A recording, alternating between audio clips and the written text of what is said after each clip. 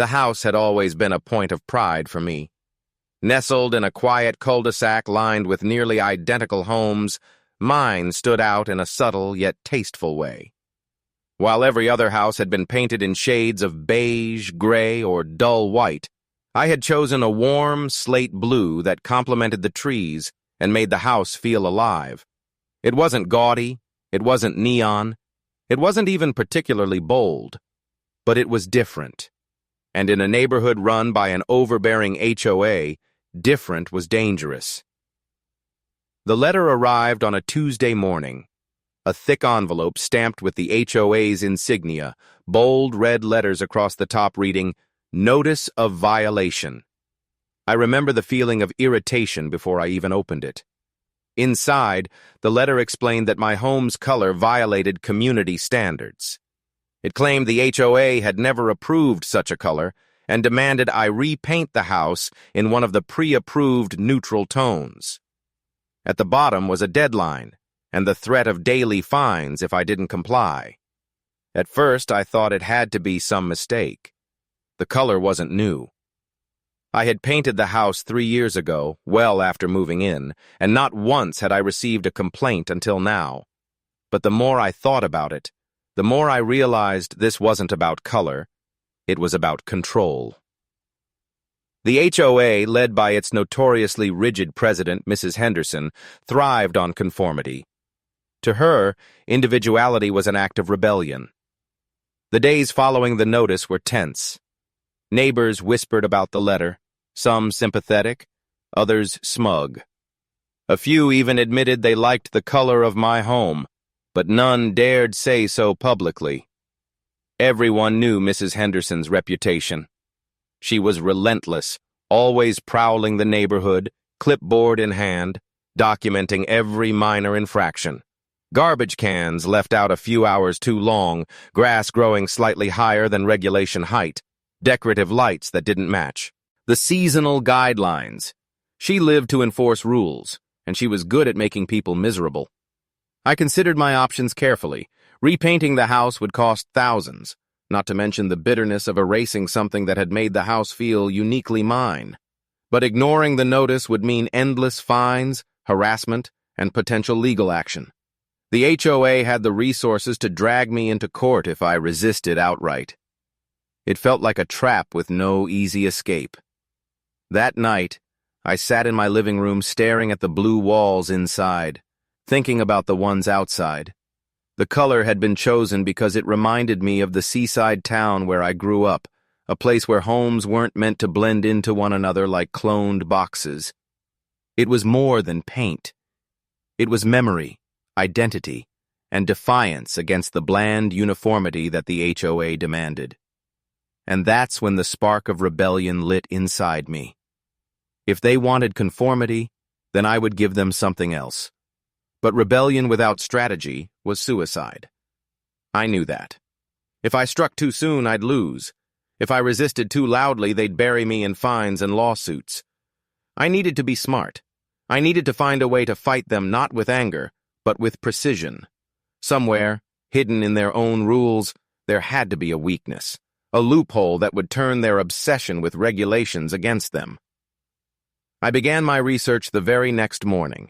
I pulled out the HOA's covenant documents, hundreds of pages of rules and amendments, each more tedious than the last. Buried in the legal jargon were contradictions, vague terms, and outdated clauses.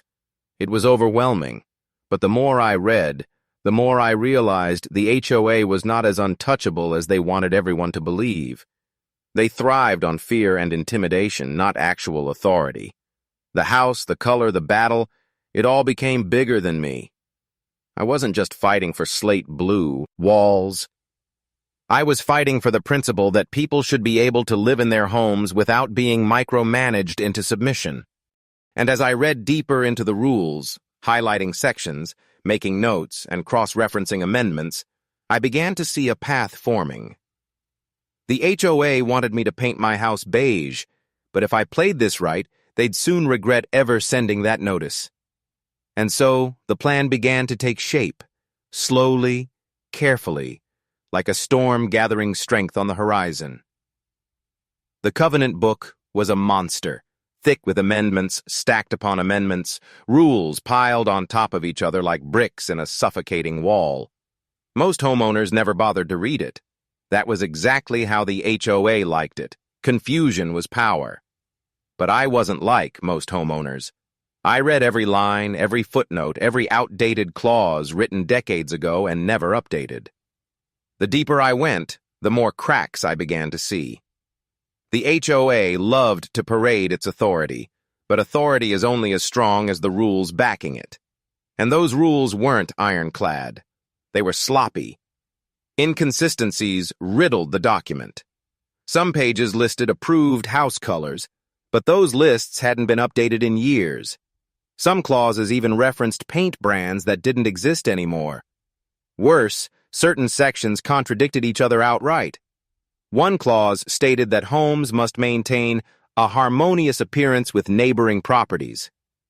But another declared that unique styles and color variations may be permitted at the board's discretion. That phrase, at the board's discretion, was vague, dangerous for them, and potentially powerful for me. Because discretion worked both ways. If they allowed any exceptions in the past, even once, it opened the door for others. I started quietly digging into the neighborhood's history. Walking past houses, I noticed subtle differences. One neighbor had shutters painted a deep forest green. Another had a front door in a bold red. A third had installed trim that clearly wasn't part of the original builder. This palette. None of those homes matched the beige, gray-white template the HOA loved so much. If those variations had slipped through, it meant the HOA wasn't enforcing its own rules consistently, and inconsistency meant vulnerability. The more I observed, the more I realized Mrs. Henderson's neutral palette demand wasn't about rules at all. It was personal. She wanted control. She wanted compliance. My slate blue house wasn't just an eyesore to her. It was a challenge to her authority. She couldn't tolerate something she hadn't approved. I began compiling evidence, photographs of homes with variations, screenshots of outdated documents, even archived newsletters where the HOA praised homeowners for creative improvements. Piece by piece, I was building a case, not in a courtroom yet, but in the court of public opinion. Because if this fight escalated, I knew I couldn't win it alone. I would need neighbors on my side. But rallying support wasn't simple. Fear kept people quiet. Everyone had their own scars from run-ins with the HOA. Some had been fined for minor infractions, others dragged through exhausting hearings. Mrs. Henderson thrived on intimidation. Few were willing to stand against her. So I kept quiet for now. I didn't confront her. I didn't acknowledge the violation letter. Instead, I played along, paying close attention to every HOA meeting notice, every agenda, every subtle shift in their behavior. I sat through the meetings silently, listening as Henderson lectured about community standards and protecting property values. The board nodded along like obedient soldiers, but beneath the surface, I could sense cracks forming there too. Not everyone on that board agreed with her iron fist approach. One night, after yet another meeting filled with her tirades, I stayed behind, pretending to check my notes. That's when I overheard two board members whispering near the door. One muttered something about Henderson going too far and how people are getting fed up. That was all I needed to hear. Dissatisfaction was brewing even among her own circle. The pressure from Henderson didn't stop. Letters escalated. Threats of fines grew louder. She even mailed copies of the approved color palette to every home, as if to shame me publicly. But instead of feeling cornered, I grew calmer. Because with every move she made, she dug herself deeper into her own trap. I knew the neighborhood was watching. Some whispered about how stubborn I was being. Others quietly cheered me on. The tension hung in the air like a storm about to break. Henderson thought she had me pinned, but she had no idea that while she pushed harder, I was preparing something far more devastating. For weeks I studied, documented, and strategized. I wasn't just defending my house anymore. I was building a weapon, and soon I would use it. Because the HOA demanded I paint my house beige. But when the time came, I would show them that beige wasn't the only color they'd be forced to swallow. The turning point came on a quiet Saturday morning when I finally connected the last dots of the puzzle. After weeks of combing through the HOA's covenant documents, cross-checking every amendment, and photographing every inconsistency in the neighborhood, I had built something more than a defense. I had built a blueprint for revenge. The HOA's so-called approved palette was outdated by nearly 2 decades. The last official update had been signed long before most of the current residents even moved in. More importantly, the board had repeatedly ignored its own enforcement policies by granting informal exceptions to select homeowners. The red door down the street, the green shutters, the unapproved garden trim, they weren't accidents. They were evidence of selective enforcement, and selective enforcement was a legal landmine. If they tried to force me to repaint my slate blue house, I could prove beyond question that they had allowed similar violations to stand unchallenged for years. A court wouldn't see me as defiant. They'd see the HOA as hypocritical and inconsistent. And if there was one thing HOAs feared more than non-compliance, it was a lawsuit that could unravel their carefully constructed facade of authority. But I didn't want to simply win. I wanted them humiliated. Henderson had chosen this fight to showcase her power. I wanted to end it in a way that stripped her of it completely. That meant timing my move for maximum effect. I waited for the HOA's annual meeting, a larger gathering where every homeowner was invited, not just the board. It was the one time of year when Henderson stood on her stage, boasting about how her strict leadership had protected property values and preserved harmony. It was also the one time of year when homeowners dared to voice frustrations in front of their peers.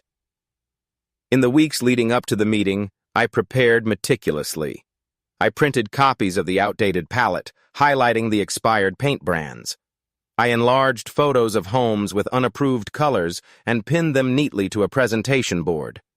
I even drafted a timeline of every inconsistent enforcement I could prove, down to dates and letters. By the time I finished, my evidence resembled a prosecutor's case file. But I didn't stop there. I spoke quietly, carefully, to my neighbors. Not in groups, never publicly, but in casual one-on-one conversations. At the mailbox, while walking the dog, while watering my lawn. I didn't rant about Henderson. Instead, I planted seeds. I pointed out how the HOA had cost people money over trivial infractions, how fines were stacking higher every year, how enforcement seemed to target certain families more than others. And then I'd casually mention my slate blue house, and how Henderson was threatening me over it, despite ignoring other homes' wit, for bolder variations. Another spoke about being forced to remove a small flower bed.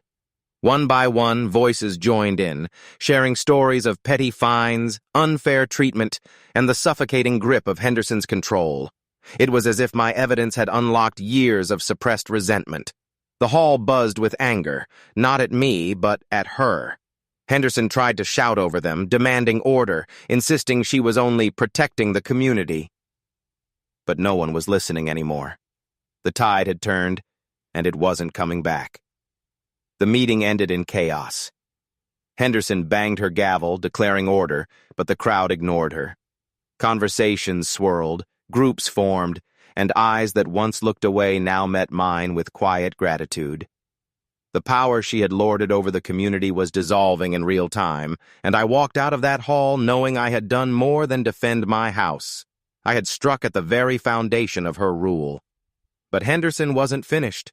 People like her never surrendered easily. Within days, new violation letters appeared in my mailbox, harsher and more threatening than ever. She accused me of inciting discord, of defaming the HOA, of undermining the board's authority. She threatened lawsuits, personal liability, even foreclosure. It was a flurry of intimidation, her last attempt to reassert dominance. But this time I wasn't afraid. I had the documents, the photographs, the contradictions all neatly filed away. More importantly, I had the neighborhood. Every angry letter she sent me only confirmed what others had seen at the meeting, that she was out of control, grasping at straws to protect her fragile throne. I knew the next HOA board election was only months away. Henderson had always run unopposed, her reign unchallenged because no one dared step against her. But now, after what had unfolded, there was blood in the water. For the first time in years, people were talking openly about replacing her. The trap had been set, and Henderson had walked straight into it. All I had to do was wait for the right moment to spring it. Henderson had built her power on fear, and like all tyrants, she assumed it would last forever. But fear only holds when people believe the threats behind it. Once exposed, once questioned, it unravels quickly. And unravel it did. Her letters kept coming, each one more frantic than the last. She accused me of defiling community spirit, of stirring rebellion. She claimed I had doctored photographs and fabricated evidence. She even threatened to send debt collectors after me for the mounting fines she insisted I owed. But while she raged on paper, the neighborhood around her was changing. My quiet conversations had grown into louder ones. Groups of neighbors began gathering on lawns, sharing their own stories of Henderson's petty tyranny. It wasn't just the wind chimes, the flower beds, or the paint colors. It was years of bullying, intimidation, and arbitrary fines. Henderson had ruled with an iron fist, and now that the iron had cracked, the resentment came pouring out like a flood. The more she pushed, the worse it got. Her attempts at intimidation only proved my point. She wasn't protecting the community. She was suffocating it. And now, with the annual board election approaching, the whispers began to solidify into something stronger. A movement. For the first time in years, someone dared to challenge her seat. Not me. I didn't want it. But one of the board members who had long chafed under her control stepped forward. A mild-mannered man named Carter, soft-spoken but respected.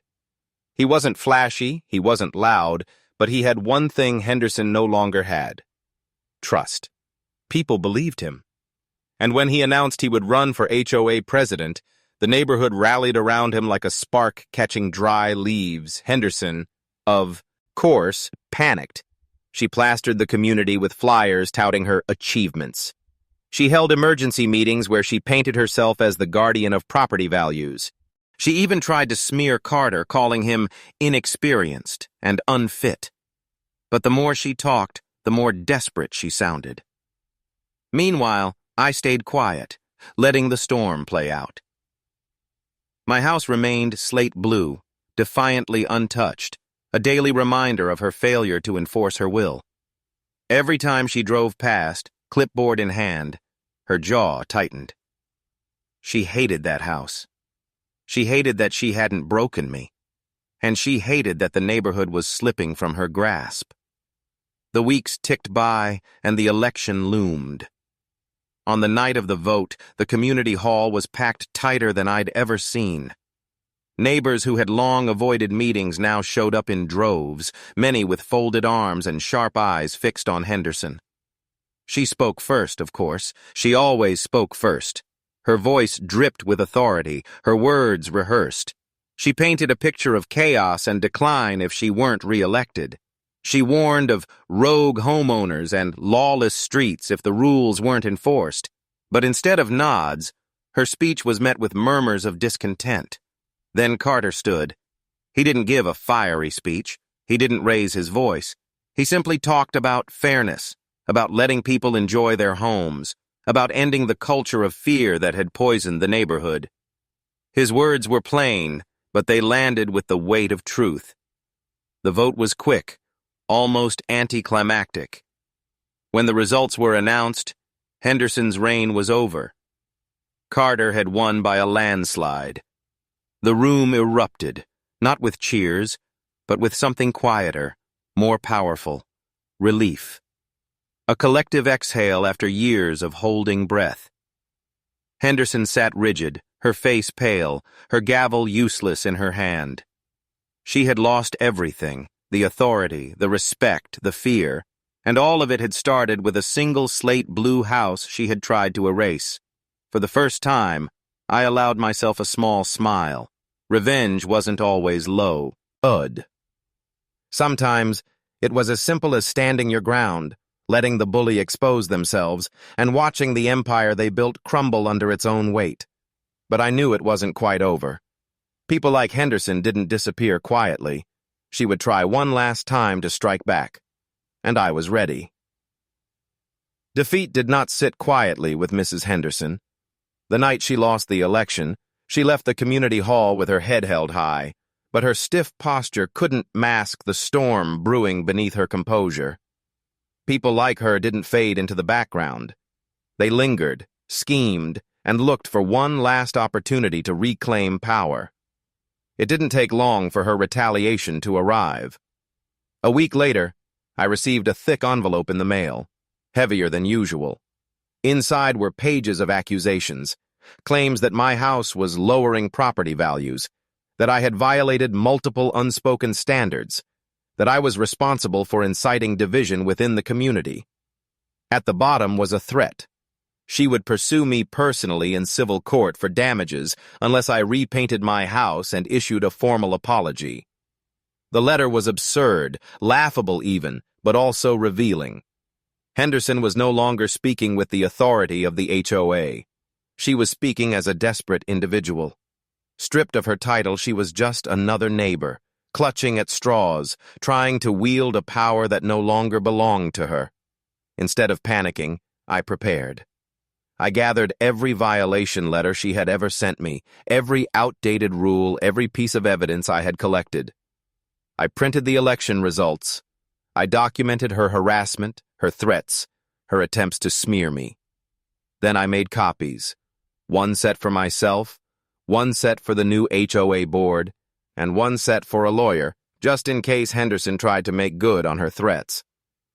When the new board met for the first time under Carter's leadership, the community was being buzzing with cautious optimism.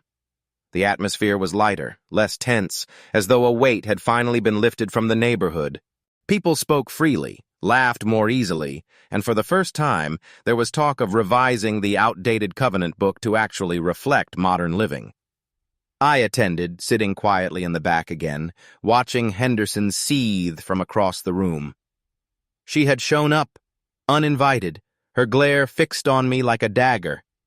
She tried to raise her accusations during the open floor session, her voice trembling with fury as she declared I was the root of all disharmony. But the board cut her off swiftly. She no longer had authority. Her words carried no weight, and the room, once silent under her rule, erupted into murmurs of dismissal. Carter spoke calmly, addressing the entire neighborhood. The outdated rules would be reviewed, selective enforcement would end, and homeowners would finally be treated with fairness. Applause filled the hall. Henderson's face darkened, her mouth opening and closing as if searching for words but finding none. She stormed out, her footsteps echoing in the hallway, each one a retreat. That was the last time I saw her at an HOA meeting. In the weeks that followed, Henderson retreated further into her home. The once feared president became a bitter recluse, her threats reduced to gossip muttered under her breath. Neighbors who had once feared her now avoided her, their respect long gone. The empire she had built on fear had collapsed entirely, and she was left alone among the ruins. As for me, my slate blue house remained untouched, standing proudly at the end of the cul-de-sac. It became more than just a home. It became a symbol. A reminder that standing firm could topple even the most entrenched tyranny. Neighbors began making small changes of their own, planting flowers, repainting doors, even daring to add new colors to their shutters. Little by little, the neighborhood transformed, not into chaos, but into something vibrant, alive, and free. On quiet evenings, I'd sit on my porch and watch the sun set against the blue of my house. It wasn't just paint anymore, it was victory. Henderson had demanded beige, but instead, she had painted herself into a corner, her downfall sealed by her own obsession with control. Revenge hadn't come through shouting or fighting. It had come through patience, strategy, and exposing the truth. And in the end, the greatest revenge of all was simple: living freely in the home I loved, while Henderson, once the queen of the HOA, became just another bitter story whispered by neighbors who had finally found their voices. The house stood blue, and so did I.